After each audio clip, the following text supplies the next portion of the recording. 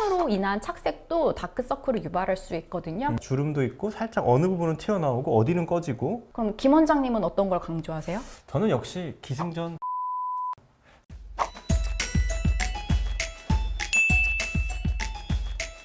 안녕하세요.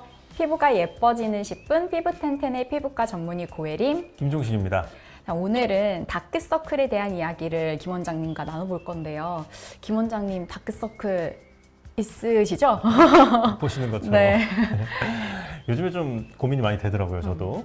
공 원장님은야말로 워낙 동안이셔가지고 별로 없어 보이시는데? 근데 지금은 사실 화장으로 잘 가려서 안 보이지만 오늘 유튜브 찍는다고 좀 잠을 못 자고 했더니 평소보다 더 진해졌더라고요. 이렇게 잠을 잘 못 자거나 피곤할 때 눈밑이 어두워 보이고 퀭해 보이는 거는 한 번쯤 다들 느껴보셨을 거예요. 오늘은 많은 분들이 고민하는 다크서클을 유형별로 분류해보고 각각의 치료 방법에 대해서 알려드릴 테니 끝까지 시청해주세요. 일단 다크서클도 다른 피부 질환과 마찬가지로 원래 먼저 진단을 하고 그거에 맞춰서 치료 방법을 이렇게 계획을 세우는 게 당연히 중요한데요. 다크서클은 크게 세 가지 정도로 생각하면 돼요. 첫 번째는 색소 침착, 두 번째는 혈관, 그리고 세 번째는 볼륨. 이렇게 세 가지로 나눌 수 있고 이 유형을 아는 게 사실 제일 중요하죠. 맞아요. 자기가 어떤 유형에 해당되는지 모르고 다른 사람이 필러가 좋다니까 필러를 받고 싶다. 친구가 레이저를 했는데 나도 레이저를 했으면 좋겠다. 이렇게 이야기하시는 분들이 꽤 많아요. 맞아요. 원인에 따라서 치료가 다르기 때문에 정확히 원인을 아는 게 좋겠죠? 맞아요. 제가 세 가지 순서대로 유형을 한번 말씀드려 볼게요. 일단 첫 번째는 색소 침착형인데, 색소 침착형은 자주 비비는 자극이라든지 아니면 뭐 자외선이라든지 아니면 기본적으로 원래 타고나게 색소가 좀 많으신 분들이라든지 뭐 반복적으로 막 염증이 생기거나 뭐 그런 분들, 그런 식으로 자주 비비는 자극에 의해서 자국이 남게 되는 걸 얘기해요. 색소 침착이 생기는 부위는 주로 이렇게 접히는 부위에 많이 생기게 되는데, 주름 때문에 자주 접히면서 갈색을 띠는 그런 경우랑 또 눈을 비비는 자극적인 행동 때문에도 착색이 생기게 되죠. 이런 형태의 경우에는 이제 아토피 피부염이 동반된 그런 경우에 너무 많이 비벼서 피부가 아예 두꺼워져 버리는 그런 분들도 있고 되게 다양한 케이스들이 있어요. 그래서 그 케이스에 맞춰서 저는 이제 보통 뭐 특수 카메라 같은 걸로 찍어서 이게 진짜 멜라닌 색소 때문인 건지 아니면 그냥 피부가 두꺼워진 건지 주름이 너무 겹쳐 보여서 그렇게 진해 보이는 건지 그런 것들에 따라서 진단을 해드리고 그 진단에 따라서 당연히 치료 방법이 좀 달라지겠죠. 그다음에 두 번째로 제가 말씀드렸던 건 혈관성. 혈관성은 이제 밑에 파란색 정맥이 여기 지나가는데 이게 피부가 너무 얇거나 그런 분들은 그게 좀 잘 비쳐 보이는 경우가 있어요. 이런 거는 이제 혈관 문제다 보니까 이제 보통 색깔이 좀 푸른색을 띠게 되고 피부가 얇거나 좀 살짝 꺼져서 그렇게 보이는 경우들이 좀 있고요. 그럼 세 번째로 말씀드렸던 볼륨형은 이제 볼륨에 따라서 생기는 다크서클이고 막 눈밑 지방이 좀 처지거나 좀 두껍게 되면서 밑에 이제 그림자가 지거나 아니면 반대로 좀 살짝 꺼져가지고 그 밑에가 꺼진 것 때문에 좀 어두워 보이거나 이런 경우들이 있죠. 이런 볼륨형 같은 경우가 사실은 시술을 통해서 쉽게 개선될 수 있는 그런 부분이고 좀 만족도도 좀 높은 그런 유형이죠. 지금 김 원장님 말만 들었을 때는 혈관형이랑 색소 침착형 구분이 잘 안 될 것 같은데 따로 구분하는 방법이 있을까요? 눈 밑에 색소 침착인지 알아보는 방법은 다른 데보다 눈 밑은 피부가 좀 색깔이 원래 어둡고 이 피부를 이렇게 막 밑으로나 옆으로 이렇게 당겨봤을 때 같이 이렇게 움직이면 색소 침착형이라고 우리가 진단을 할 수 있고 이렇게 아무리 움직여도 그냥 혈관이 그대로 그 자리에 있다 그러면 혈관형이라고 보통은 진단을 할 수 있어요. 뭐 물론 이게 완전한 방법은 아닌데 그냥 집에서 자가 진단을 할 때는 대략 그런 느낌으로 한번 볼 수 있고요. 또 이렇게 밝은 데서 보면 빛을 비춰보면 혈관형은 이렇게 피부가 얇기 때문에 잘 비쳐 보여요. 파란색 혈관이. 그런 식으로도 자가 진단을 좀 해볼 수 있어요.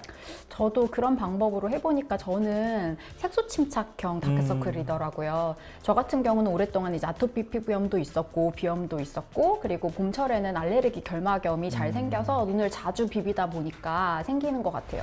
그럼 이런 경우에는 어떻게 치료해야 하죠? 이전 영상에서 왜 기미가 있을 때 얼굴에 막 경락 마사지 같은 거 받으면 기미가 더 악화될 수 있다고 했었잖아요. 색소 침착형 다크서클도 사실 비슷한데요. 혈액순환을 시키려고 막 이렇게 열심히 너무 세게 문지르거나 하면 다크서클이 좀 더 어두워질 수도 있어요. 아까 말씀드렸던 것처럼 비비는 자극 때문에 다크서클이 잘 생기기도 하니까요. 그래서 피부에 자극을 주지 않는 그냥 살살 문지르는 정도의 마사지가 좋을 것 같고 그다음에 뭐 보습 잘해주시고 뭐 이런 거는 당연히 좋고, 우리가 멜라닌이 많이 증가해서 생기는 거라면 그 멜라닌을 파괴해주는 그런 이제 레이저 치료 같은 것들도 멜라닌 색소가 분해되면서 치료 효과가 좀 좋을 수 있어요. 그래서 고 원장님 같은 경우에는 저 같으면 이제 보습 잘 해주시면서 살짝 그 색소 치료, 레이저 치료를 좀 해보면 어떨까, 그 정도로 제가 진단을 해보겠습니다. 아, 네. 감사합니다. 사실 이 타입 같은 경우에는 치료를 해도 눈 주변을 다시 긁거나 비비면 색소가 다시 생길 수 있기 때문에 그걸 안 하는 게 제일 중요한데, 경험해 보신 분들은 알겠지만 이게 생각보다 많이 어려워요. 이제 우리가 깨어 있을 때는 어느 정도 참지만 자다가 자기도 모르게 긁거나 비비는 경우가 많거든요. 그래서 이런 경우는 빨리 원인이 되는 질환을 치료받는 것이 좋아요. 김 원장님은 어떤 타입인가요? 저는 보시면 아시겠지만 굉장히 많은 이유가 있습니다. 대부분의 이유를 다 갖고 있는 것 같은데, 저는 일단 기본적으로는 지금은 화장이 살짝 가려서 잘 안 보이는데 이렇게 혈관성 다크서클이 기본으로 깔려 있고요. 나이가 드니까 이렇게 살짝 이렇게 내려오더라고요, 지방도. 지방이 조금 이렇게 그쵸, 돌출. 네, 살짝 돌출되어가지고 이제는 좀 치료가 좀 어려운 케이스로 좀 복합적으로 가고 있습니다. 그래서 혈관성 다크서클이 있다고 말씀드렸는데, 혈관성 다크서클 같은 경우는 이제 눈 밑 피부가 좀 얇고 그 밑에 혈관이 있어서 보인다고 했기 때문에 뭐 혈관 레이저 같은 걸 기본적으로 해볼 수 있겠죠. 그리고 뭐 아이 서마지나 뭐 아이 리쥬란 아이 뭐 이렇게 좀 여기 피부 진피를 좀 강화시켜주는 그런 류의 그런 스킨 부스터 치료가 좀 도움이 많이 돼요. 그럼 볼륨형은 어떻게 치료해야 되는 건지 설명해 주세요. 볼륨형이 사실 제일 어떻게 보면 치료가 좀 쉽고 한두 번에 치료가 좀 잘 되는 타입인데, 일단 눈밑이 좀 꺼져서 푹 들어가 보인다. 그럼 뭘 채워주면 되겠죠. 채워주는 걸로 대표적인 게 이제 필러가 되겠고, 요즘에는 뭐 주베룩 볼륨처럼 조금 자연스러운 걸로 좀 채워주는 형태들도 많이 하고요. 또 눈밑이 처지거나 아니면 눈밑 지방이 돌출되어 있다 하면 뭐 수술로 거기를 살짝 제거해 준다든지, 아니면 요즘에는 아그네스 같이 그냥 지방만 녹이는 뭐 그런 류의 고주파 시술 뭐 그런 것들로 조금 개선시킬 수 있고, 보통은 이제 그런 게 좀 약간 복합적으로 같이 있는 경우가 많아요. 주름도 있고 살짝 어느 부분은 튀어나오고 어디는 꺼지고, 그러니까 저도 좀 그런데 그런 타입들은 뭐 그런 뭐 아이 주변에 많이 하는 그런 아이 울세라, 아이 서마지 같은 그런 류의 리프팅 시술 같은 걸로도 어느 정도는 좀 개선을 할 수 있어요. 이렇게 다크서클의 타입에 따라서 치료가 달라지기 때문에 진단을 먼저 받고 나서 그에 맞는 치료를 하는 게 제일 중요해요. 근데 이제 말씀하셨다시피 여기서 문제는 다크서클이 딱 칼로 무자르듯이 어떤 한 가지 유형이다, 이렇게 그렇죠. 된 경우가 별로 없다는 거죠. 맞아요. 그래서 내원하시는 대부분의 경우에는 여러 가지 원인이 복합돼서 나타나는 경우가 정말 많아요. 단순히 한 가지 문제만 있으면 쉽죠. 근데 사실 현실은 그렇지가 않고, 저만 해도 되게 다양한 문제들이 있어요. 진단도 중요하지만 플랜을 같이 세워가지고 이제 꾸준히 관리해 나가는 게 또 필요해요.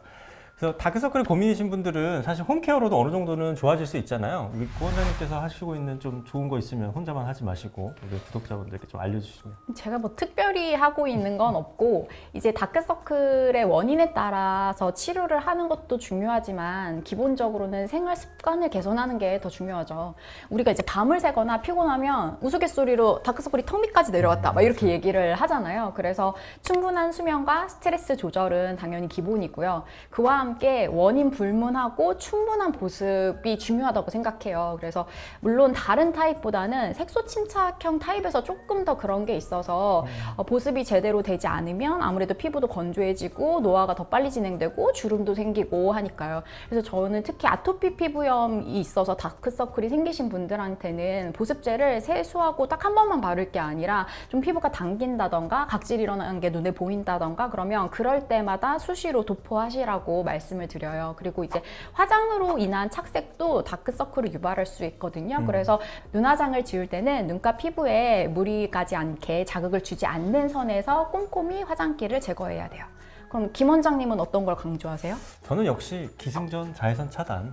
자외선 차단제를 사실 눈가 주변도 빼놓지 않고 열심히 잘 발라야 되고, 거기에 추가적으로 저는 선글라스를 끼는 거를 굉장히 강조를 많이 하는데, 다크서클 환자분들한테는 선글라스 끼면 자외선도 차단되고, 그리고 눈 이렇게 찡그려가지고 생기는 주름들도 미리 예방이 돼요. 그래서 사실 되게 도움이 많이 되고, 또 이렇게 순환을 좋게 하는 그런 마사지 같은 거, 그런 거 도움이 되는데, 사실 아까 말씀드렸듯이 너무 과하게 하는 거는 또 좀 다크서클 유발할 수 있으니까 그냥 아이크림 같은 거, 아까 보습 말씀하셨던 것처럼 그냥 아이크림 같은 거 이렇게 바르실 때 그냥 살살 이렇게 문지르면서 전체적으로 조금 순환될 수 있게 그렇게 마사지 해주시는 게 사실 좋고, 다크서클 때문에 병원에 오시는 분들한테 사실 아까 말씀드렸던 것처럼 뭐 그런 꺼진 거를 이렇게 가볍게 해결할 수 있다든지 그렇게 쉽게 해결할 수 있는 거는 병원에서 해결하시고 그 외에 전체적인 어떤 그런 피부의 퀄리티라든지 그런 텍스처 같은 그런 것들은 보원장님 말씀하셨던 전체적으로 집에서 할 수 있는 그런 홈케어 같은 걸로 그냥 잘 관리하시도록 하는 걸 저는 항상 좀 추천을 많이 드리는 편이죠. 오늘은 전 국민의 고민 중 하나인 다크서클에 대해서 이야기를 해봤는데요. 물론 다크서클에 따라서 시술이 꼭 필요한 경우도 있겠지만 저희가 말씀드린 내용을 평소에 꾸준히 하시면 눈가 고민이 조금은 줄어들 수 있을 것 같아요. 맞아요.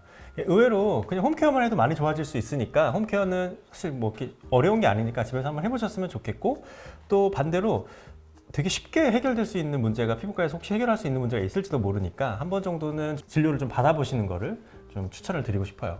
오늘 이 영상이 도움이 되셨다면 구독과 좋아요 눌러주시면 영상 만드는 데 큰 힘이 될 것 같아요. 다음번에는 더 재미있는 주제, 더 도움이 되는 주제로 돌아오겠습니다. 시청해주셔서 감사합니다. 감사합니다.